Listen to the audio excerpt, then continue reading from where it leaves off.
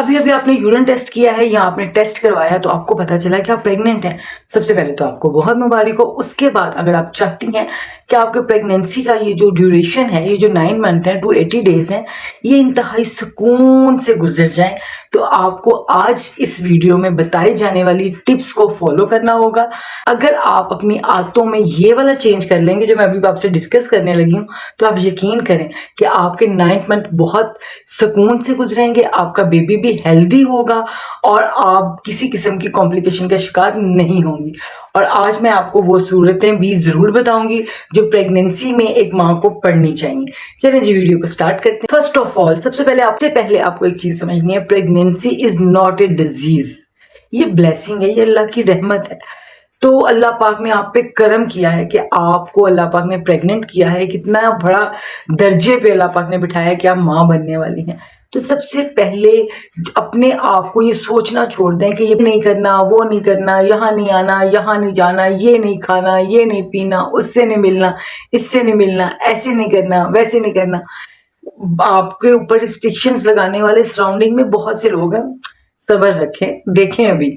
लिहाजा आपने खुद पे जो है वो अपनी रिस्ट्रिक्शन नहीं लगानी। आपने खुद अपना ख्याल रखना है, आपने खुद अपने आप को प्यार करना है, आपने खुद अपने आप को पैम्पर करना है, आपने खुद अपने आप की केयर करनी है। जितना ज्यादा प्यार आप खुद खुद से कर सकती हैं, कभी भी कोई आपसे इतना प्यार नहीं कर सकता। कभी भी आपसे कोई इतना प्यार नहीं करेगा जो प्यार आप अपने आप से कर सकती हैं। तो लिहाजा अपने आप को पैम्पर कीजिए, अपने आप का ख्याल रखिए और अपने आप को बहुत ज्यादा रिस्ट्रिक्शन मत लगाइए। अपने डेली रूटीन के जो काम है वो आप करती रहिए। और नंबर 2 पे जो पॉइंट है वो ये है कि आप अल्लाह पाक की शुक्रगुजार बंदी बन जाए। पूरे अभी से लेके एंड ऑफ द 9 मंथ, बल्कि बेबी के डिलीवर होने तक, बल्कि सारी जिंदगी शुक्र अदा करना चाहिए। लेकिन अपने रवैये में अपने अल्लाह ताला का शुक्र अदा करें कि अल्लाह ताला तेरा लाख लाख शुक्र है कि तूने मुझे इतनी बड़ी नेमत से नवाजा कि मुझे माँ बना दिया है। लाखों हजारों करोड़ों लोग हैं जो बहुत सी कोशिशों और बहुत सी दुआओं के बावजूद भी अल्लाह पाक ने उनके लिए माँ बाप बनना लिखा नहीं है। या अल्लाह तेरा शुक्र है कि तूने मुझे माँ बनाने के। और आगे भी अल्लाह ताला से दुआ करते रहे कि अल्लाह ताला तेरी मदद से मेरी मदद फरमा के ये जो 9 मंथ है ये पीरियड सुकून से गुजर जाए। तो फर्स्ट पॉइंट ये है कि खुद को पैम्पर कीजिए। सेकंड पॉइंट ये है कि अपना अल्लाह ताला के शुक्रगुजार बंदे बन। आप पहली दफा माँ बन रही हैं तो ये आपके लिए बहुत ही इंजॉय वाला पीरियड है, इसको एंजॉय कीजिए, इसके हर मूवमेंट को एंजॉय कीजिए। हमल का ठहरना, वॉमिटिंग का आना, थोड़े थोड़े से फलों का एंजॉय करना, जूस को पीना, सब ट्राइमेस्टर्स को एंजॉय करना। फिर उसके बाद बेबी का मूवमेंट स्टार्ट हो जाएगी, उसका किक करना, उसका हिलना, उसको एंजॉय कीजिए। इन छोटी छोटी खुशियों को देखिए, सोचिए। सबसे पहले आपने क्या करना है कि इन 9 महीने के अंदर आपने अपनी नींद पूरी रखनी है। आमतौर पे 8 घंटे की नींद काफी होती है, लेकिन एक प्रेग्नेंट औरत हो, एक हामला औरत को कम से कम 10 से 12 घंटे तो सोना चाहिए। जितना वो सोएगी उतने ही बेबी की ग्रोथ अच्छी होगी, वो खुद थकन से पाक रहेगी, रिलैक्स रहेगी और अपनी ड्यूटीज को सही तरह अंजाम दे सकेगी। उसके बाद नेक्स्ट जो अपना आपने ख्याल रखना है वो है अपनी डाइट का। सब कुछ खाइए, जो आपका दिल चाहता है खाने को वो खाइए। बस आपने खाना थोड़ा थोड़ा है और खाना बार बार है। कुछ भी मैं आपको बिल्कुल नहीं रोकूंगी, सब कुछ खाइए। फ्रेश फ्रूट्स खाइए, फ्रूट्स पसंद, अपनी पसंद का खाना खाइए। बस जंक फूड्स ना हो, स्पाइसी ना हो, क्योंकि आपको पता है उससे आपको स्टमक इशू हो सकते हैं और बेबी की ग्रोथ पे भी फर्क पड़ सकता है। तो सब कुछ खाइए, हलाल खाइए, थोड़ा थोड़ा खाइए, बार बार खाइए और खुश होके खाइए। वो आपको भी लगेगा और आपके बेबी को भी लगेगा। उसके बाद एक बहुत अच्छी थेरेपी है, आपकी माइंड थेरेपी भी है, मेडिटेशंस भी है। वो ये है कि आपने चढ़ते सूरज को देखना है, यानी कि जिस वक्त सनराइज हो रहा होता है ना, बहुत ही प्यारा सा, ये बहुत ही सुकून वाला लम्हा होता है जो आपके दिमाग को बहुत सुकून देता है। तो कोशिश करें, डेली करना मुश्किल है तो आप वीक में 1 टाइम, वो टाइम, थोड़ा सा टाइम सूरज के साथ गुजारें। वो मंजर, वो खूबसूरत सा मंजर जिसमें सूरज निकल रहा होता है, कहाँ वो लाइट सा येलो येलो सा फिर ऐसे फैलता फैलता बड़ा हो जाता है, तो वो आपके लिए, आपके फिटनेस के लिए बहुत अच्छा है। उसके बाद आप ग्रीनरी को देखिए। अगर आपके पास अपना कोई ग्रीनरी का कोई नहीं है तो आप अपनी सोसाइटी में निकल जाइए, ऐसी जगह पे जाइए, थोड़ी देर वॉक कीजिए, थोड़ी देर ग्रीनरी को देखिए, थोड़ी देर ग्रीनरी को देखिए। और अगर आपको ग्रास अवेलेबल है, यानी कि घास है, तो नंगे पाँव थोड़ी देर घास पे फिरिए, घास को थोड़ा सा देखिए, घास के ऊपर बैठ जाइए, थोड़ा सा टाइम अपने साथ स्पेंड कीजिए। तो ये बहुत आपके दिमाग को सुकून देगा, आपको रिलैक्स करेगा, और बेबी भी आपके अंदर एक रिलैक्स बॉडी के अंदर रिलैक्स तरीके से ग्रोथ करेगा। और जब आपका सेकंड ट्राइमेस्टर शुरू हो जाए, यानी कि आपका 5th month 6th month start हो जाए, तो आप अपने बच्चे से बातें करना शुरू करें, क्योंकि उस वक्त बच्चा सुनने लग जाता है, समझने लग जाता है। इवन कि अगर आपको लोरी भी अपने बड़े बच्चे को सुना रही होंगी, और अगर आपके पेट में भी 6 से 7 माह का बच्चा है, तो जब वो पैदा होगा तो दोबारा से वो लोरी सुनेगा, उसको पता चल जाएगा कि हाँ, ये तो मैंने लोरी सुनी हुई है।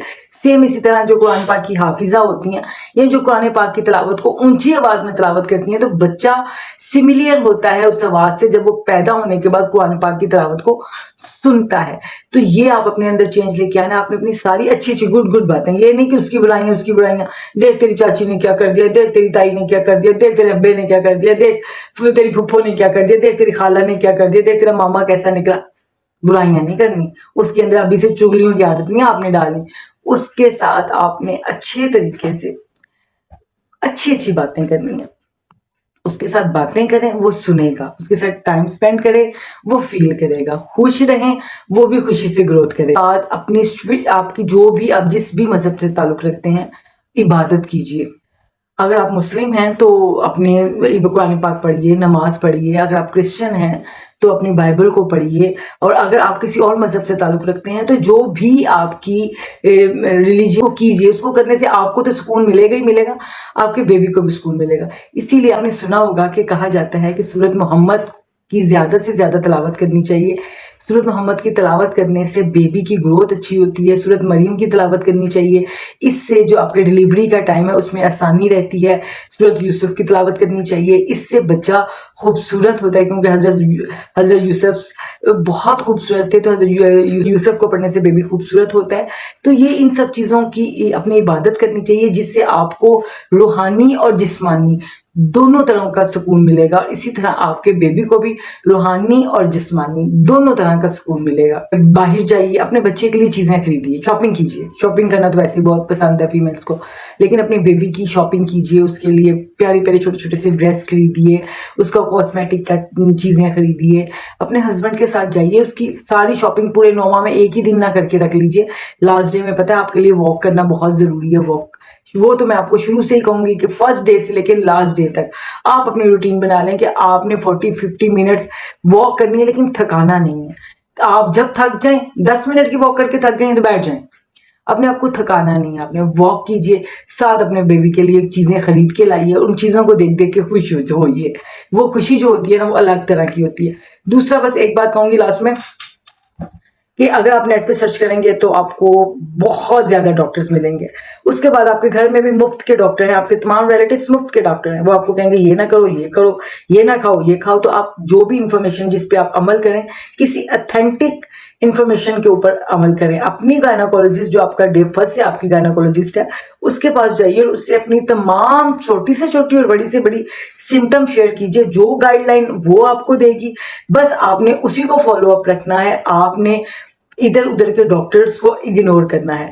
और ये जो महीने, ये जो साल है आपकी जिंदगी में, फर्ज कर लीजिए कि आपने 2 बच्चे पैदा करने हैं, या चले फर्ज कर लें ज्यादा आपने 4 बच्चे पैदा करने हैं, तो ज्यादा से ज्यादा 36 मंथ बनते हैं, 36 महीने बनते हैं आपकी पूरी लाइफ में, जो आपने प्रेगनेंसी में गुजारनी। कहाँ आपने सारी जिंदगी प्रेग्नेंट ही होना है। तो इन 36 जो आपके प्रेगनेंसी के होंगे, 36 अप्रोक्सीमेटली, चले हम 280 दिन है, इनको भरपूर तरीके से जी के गुजारिए, इबादत करके गुजारिए। और सबसे अहम बात जो मैं लास्ट में बताने लगी हूँ, वो ये है कि दुआ कीजिए।